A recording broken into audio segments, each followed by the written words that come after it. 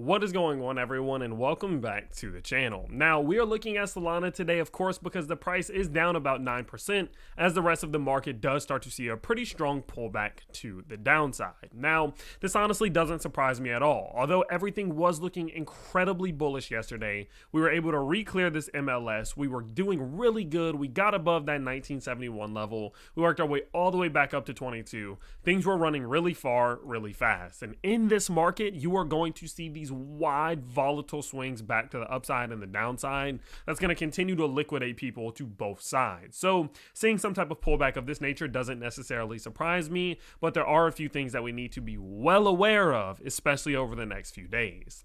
So first and foremost, what you need to see is that this has all been natural and normal. What you can see is that we set this high, of course, this double top right here at 2668, and we came back down. Now, as we came back down, we of course ran into this previous point of liquidity and used that as support to push back to the upside.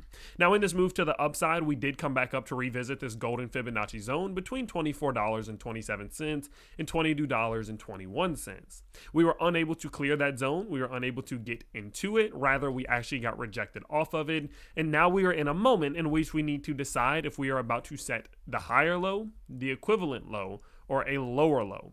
What we do here, and if we are capable of bouncing off of either the higher low or at least $16.02, is going to have a massive impact on what the next week, possible 2 weeks, or maybe even 3 weeks looks like for Solana. Now, the reason I say that is because right now we are still at the risk of this M-top playing out. What I told you all is that we had, of course, this M-top here, and if you're looking at this structurally, you need to take a look at the top of the M-top, or where we put in the double top, down to this point of support. You then apply that under the point of support, and that gives you your breakdown target, which looks like for us about $14.40.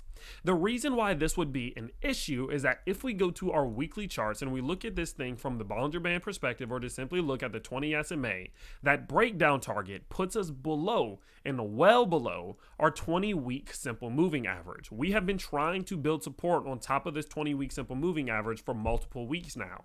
If we're successful, we very well could get a strong continuation to the upside. But if we're unsuccessful and we start to enact this double top and push down towards this previous point of support and this breakdown target at 1440, we very well could have to come all the way down and interact with the bottom side of our Bollinger Band envelope, which I would assume would work its way up somewhere between maybe $10 to $11 at that point, which could be a pretty devastating fall from where we are now. I'm not saying that that is what's going to happen, but it is the risk that we are facing at this given point in time. So what I want you to do is I want you to look at Solana and start to get ready for what could be to come. What I'm personally doing is looking at the bottom side 618 to 786 level and saying, okay, $18.15 and $17.19 absolutely need to hold. If they fail, we have one small chance at establishing a double bottom, but it doesn't seem very likely considering we're not really at the bottom of a micro bounce to the bottom side. So realistically, if we start to come back down below 17.19, we could be in a situation in which we do start to look to make that extension to the downside, which could have some rather negative impacts on Solana as a whole. I do believe that if we start getting daily closes below 17.19, some type of small short trades wouldn't be a terrible idea. Or if you wanted to simply switch that Solana into something like Bitcoin to kind of hedge against those possible losses, that also wouldn't be a bad idea.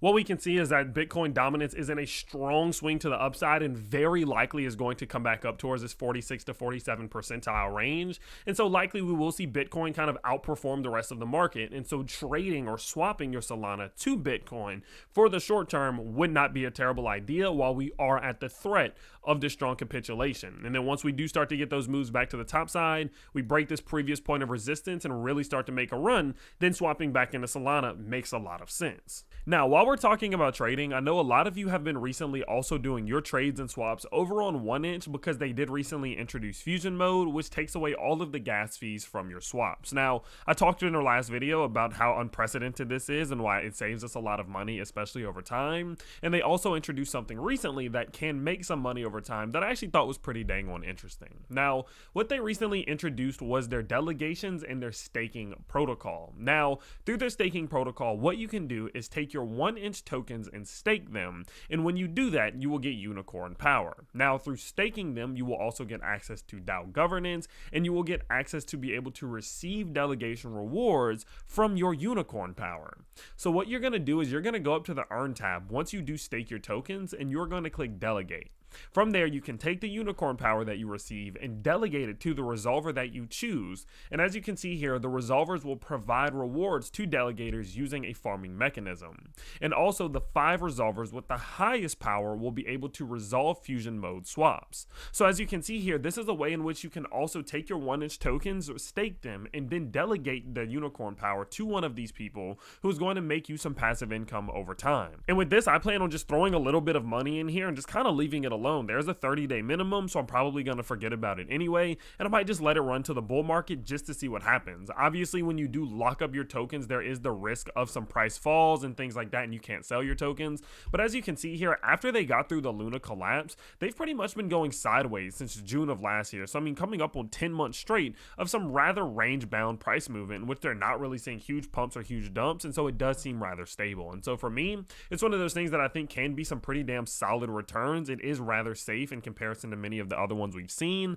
and if you just put a little bit of money into it, it can turn into some pretty dang on good rewards. And so I do look forward, of course, to hearing your thoughts about it. You all know we have been running this 1-inch campaign for a few weeks now. I love to see all of you using fusion mode, saving some money, and so I will continue to let you guys know about them as long as you do keep enjoying it. But with that said, of course, let's get back to the video. So overall, guys, I'm not all too concerned with what is going on right now. Obviously, there's a risk. Obviously, there very well could be some type of continuation here, but I'm not all that concerned that this is the beginning of the next push all the way down to $6. I think at most maybe $11 to $12 if this really does need to continue to the bottom side, but I do think that would be fantastic buying opportunities down there, and it wouldn't be that big of a deal. Okay, so I want you all to understand and remember that this is the market of manipulation, especially for something like Bitcoin right now. We are going to see these strong swings to the upside and strong swings to the downside, liquidating the shorts when we bounce and liquidating the longs whenever we crash. And so every single time this happens, you are going to feel more and more and more tempted to sell your crypto, and that is exactly what the manipulators want you to do. They want you to give them your crypto so they can have as much control and as much market share as possible for when the future does turn around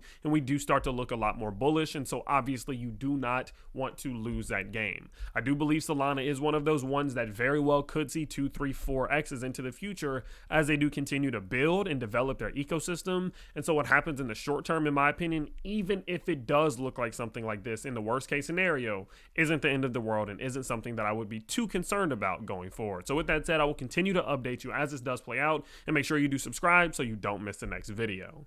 Peace.